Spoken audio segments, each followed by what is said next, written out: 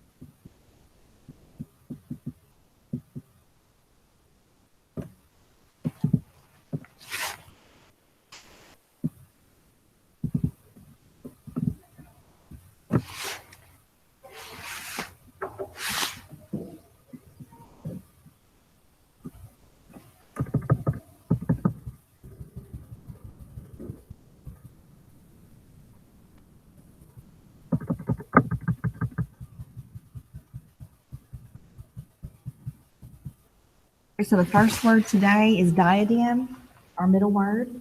What is a diadem?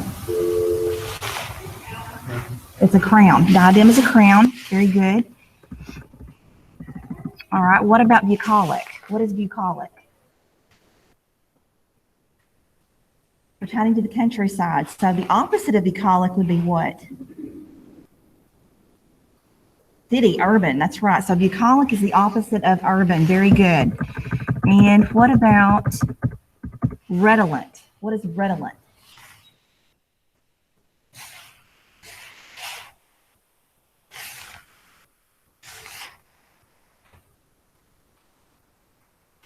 These are our 5 new words today. What is redolent?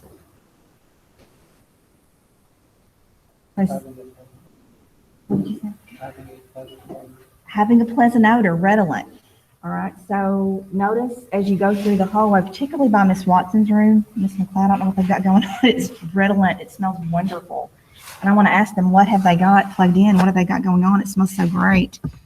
Enjoy the redolent smell. All right, what is impecunious? Remember, I am is not, so what is impecunious?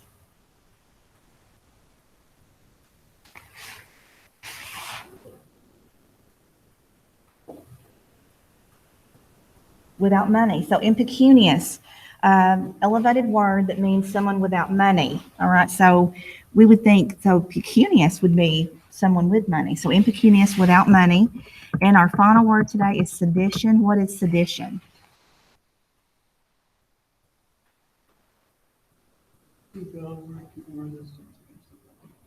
Yes, so rebellion against the government. So we're writing sentences for each of those, and we'll go over those in just a few minutes. I want to go ahead and review the first 5 words we had the other day. What is idolatry?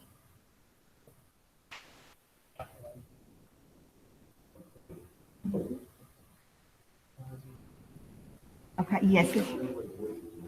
All right, yes, so we worship something. We can do this blindly. We adore something. We don't even realize we're doing it. Worship. So, and it is the verb form is idolize. So idolatry is the noun form. It is the act of worshiping, adoring something. Very good. All right, what about adulterate? Contaminate. If you adulterate something, you contaminate it. What about emanate?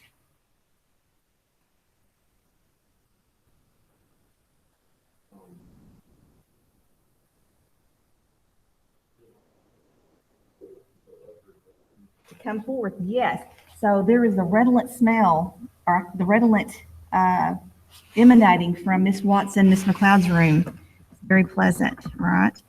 And finally, garish. What is garish?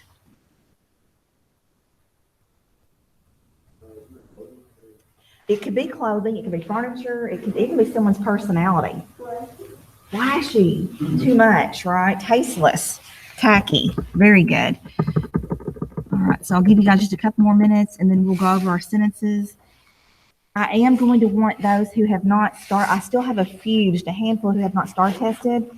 So I am going to ask that if you have not star tested at all this fall, that you do that today before you pick out a book. But But after we do vocab, you're going to have Miss Parks. Are you going to, do you want to talk to them for a little bit this morning, or did you, in a minute, in a little bit, you had something to talk about? Okay, so after Miss Parks talks to you guys, then you will look for a book and you're going to have the time to read. And I want to remind everybody, I looked at the calendar and our next time to come in here is right on the dot, but it's going to be before Thanksgiving.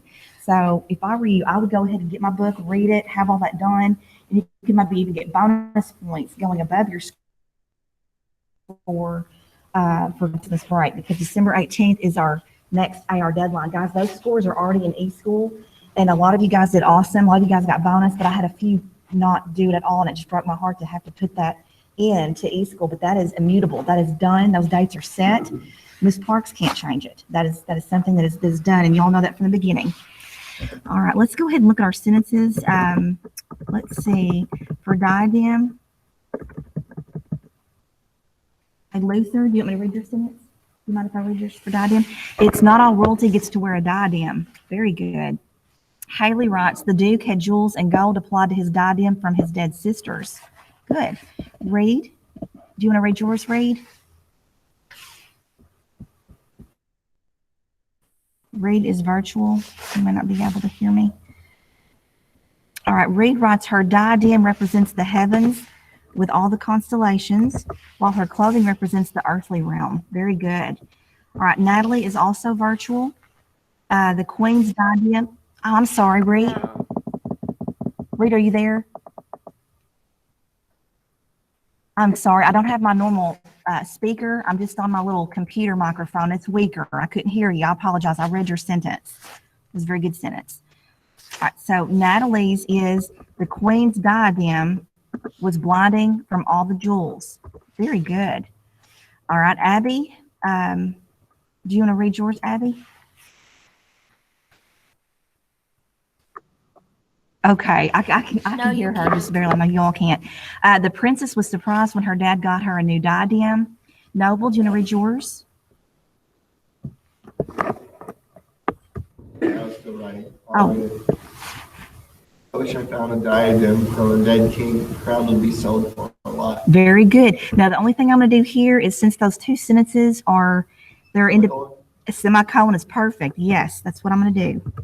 All right, Jonathan, do you want to read yours?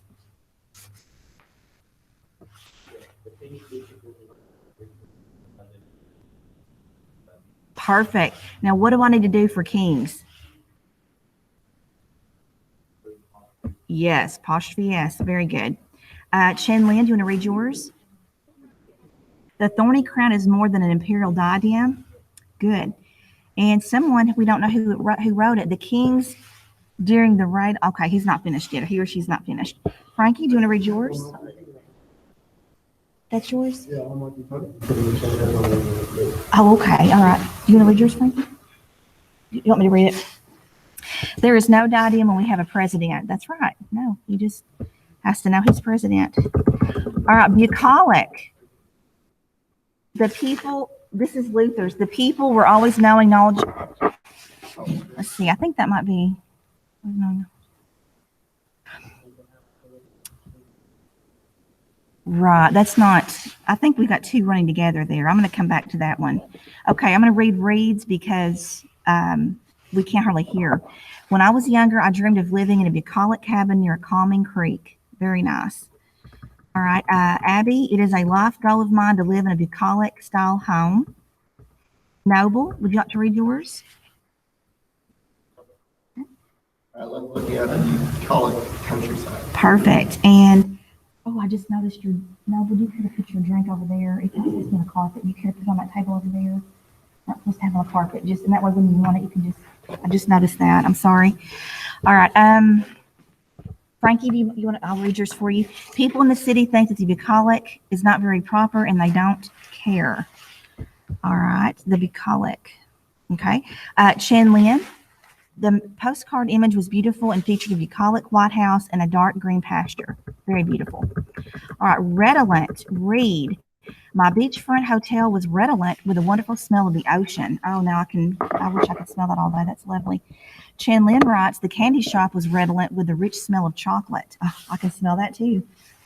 Abby writes, my mom lit a new candle and it Okay, and it was redolent with a great smell of fresh linen.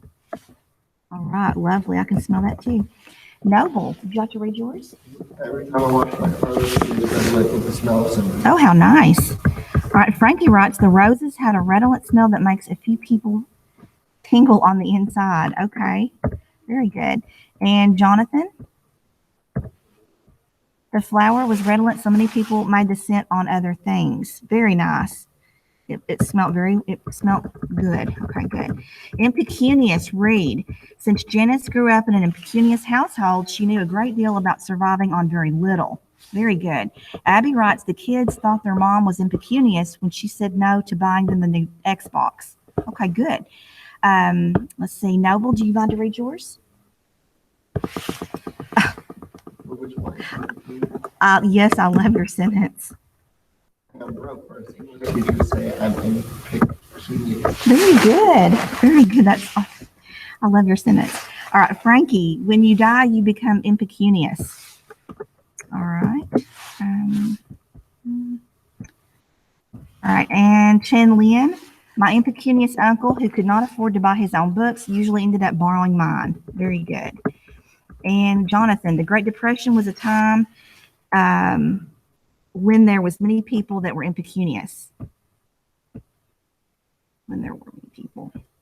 There were many people that were impecunious. Very good. All right, our final word today, because I know it seems like we've been doing this forever, but we have 5 because we're blocked. Reed writes, in some nations, the government censors television networks in order to prevent sedition. Okay, good. And Shan Lin, the newspaper editor, was accused of sedition when he encouraged his fans to rise up against police officers. And again, what is sedition? Absolutely. So it is a noun. Some people are guilty of it, right?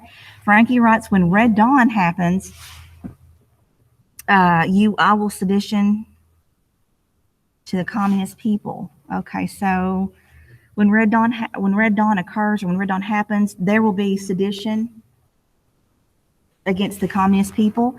And then Jonathan, the Boxer Rebellion is one of the more known seditions across the seas. Very good. And I'm going to capitalize that, Boxer Rebellion, because that is one of a kind, right? Proper noun. Okay, guys. Oh, that's perfect. You're fine. Okay, guys. So again, on our next class meeting on Tuesday, we'll review those 10. Then you'll write your sentences for the last 5. Our quiz will be next Thursday. Right? You what? I got mine up there. Awesome. Okay, now we're going to read yours. Okay. All right. So I am going to change yours a little bit. It says, you are seditious for anyone other than Donald Trump, right? I'm changing the form because sedition is a noun, right? So if you're going to be rebellious against the government, so you could say I would have sedition for anybody in the government besides Donald Trump. That would be what you could say also. Okay. All right. Does anybody have any questions on our vocab words? All right. Miss Parks is going to talk to you all for a little bit about. Miss Parks, have you got book talks for them? Book talk? Miss Parks, I got book talk, and I'm going to put my camera where my people at home can see her. As well, do I need to move anything? Oh no, I was just gonna plug in so they could see. Okay, then I will unplug and I will move my camera where they can see. Anyway.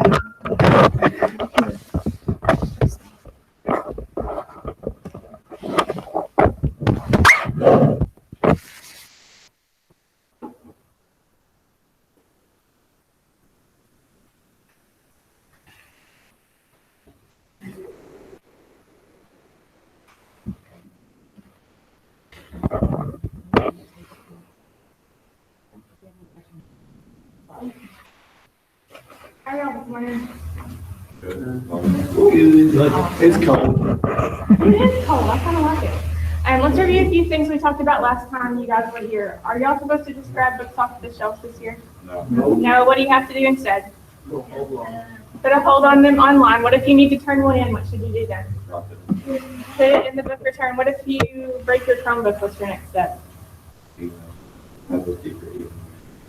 Not email me. Right. Fill out the Chromebook repair request. Do you guys have any questions about this year's procedures? Not really? All right. Let's move on then. Miss Riggs tells me you guys are about to read some King Arthur stories. Have y'all started that already? Yeah, you did one? Which one was it? They're Galvin and the Green Knight. Do you guys like it? I like it too. It's one of my favorites. All right, so if you guys like those King Arthur stories, if you go into Destiny, like I showed you to do last time, and just type in King Arthur, we have a lot of books that are on that subject. So I'm just going to tell you about some of them right now. And this first one, Sword of the Rightful King, a novel of King Arthur, is by Jane Yolen. And what she does, and what she's done in her career, is just take a bunch of old stories like this one and kind of recreate them. So you guys know about King Arthur. What is he famous for doing with Excalibur? Pulling it out of the stone. So in her story, he goes to pull the sword out of the stone, but somebody else has already pulled it out. What does the person who pulls the sword out of the stone get to be? King. So that's a problem because he's supposed to be the king. This one, Lamort Doctor, have you guys heard of it before? This is the most complete collection of King Arthur stories. So if you like them, this is a big old thick book. It's just got a bunch of little tiny tales in it. And you can read the story of the sword and the stone. You can read about his battle with Mordred or his fights with Morgana and all those things. So if you like those, that is a really fun book to read. The Once and Future King was written by T.H. White. Have any of you guys read any of these stories? Have y'all seen The Sword and the Stone, the Disney version? Yes. Okay. That is based on the T.H. White novel.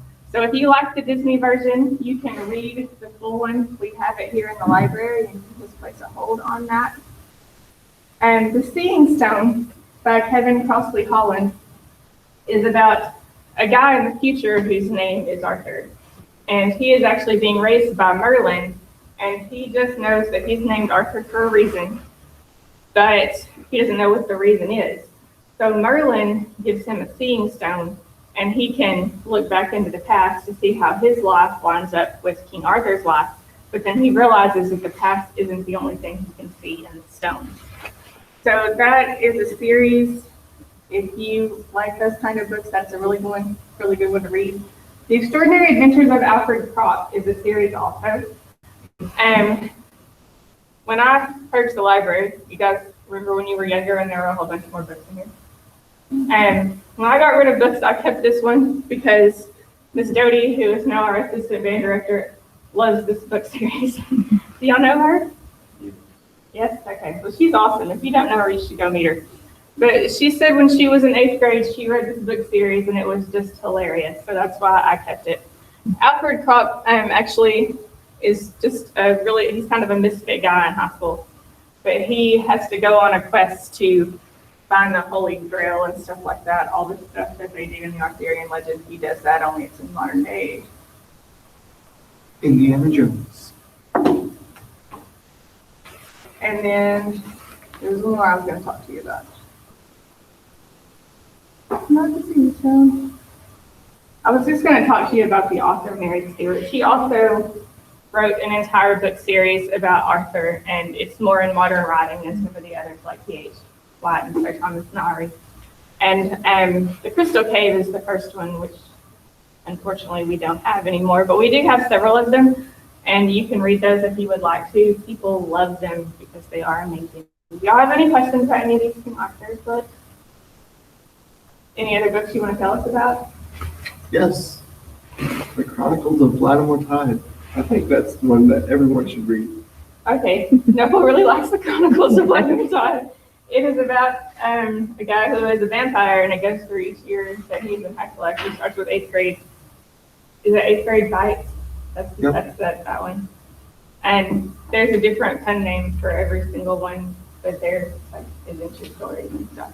8th grade Lions, 9th grade Slays, 10th grade Leads, something like that. Yeah. Noble loves Todd Pelletier. All right. Anybody else? Heather Brewer is an amazing artist, like on writing. Yeah, I like her too. Artist. All right, anything you want to I add? just want to add, the excerpt from Lamort Doctor we're reading on our next class meeting. We're doing that before we finalize that and get into the Canterbury Tales. So Okay. you will be reading an excerpt of Lamort Arthur. So if you guys like Lamont Arthur and you want to read more stories, we have the entire book and you can read that. Thank you so much for so many options here. It's fantastic. Okay, at this time, you are free to look for books and you're able to read. Guys, I really want to stress you to use this time because I know that you're busy. A lot of you have outside jobs in addition to your main job of school. So it's important that you do use this time. We will not have any more class time to read, so this is it. Well, our next library day is November before Thanksgiving, so you'll have that time period. But again, you know, you could feasibly, if you read, you could feasibly get on your reading day. And I said a lot of times English 12 is the only homework you have would be your reading. So please make sure you're making your time counted here, and we will continue with vocab and continue reading what author on Tuesday. Now I'm going to go ahead and check my STAR testing to make sure I have scores for everybody for fall. This means if you had issues taking the STAR test or just missed that day, didn't do it, I am going to ask you to STAR test today. I do want a STAR test so I can see your growth. The next time that we all will officially STAR test as a class will be either, I think it's right before Christmas or right when we come back from Christmas. So we do that to show growth. We want to show that you are improving your reading. Does anybody have any questions?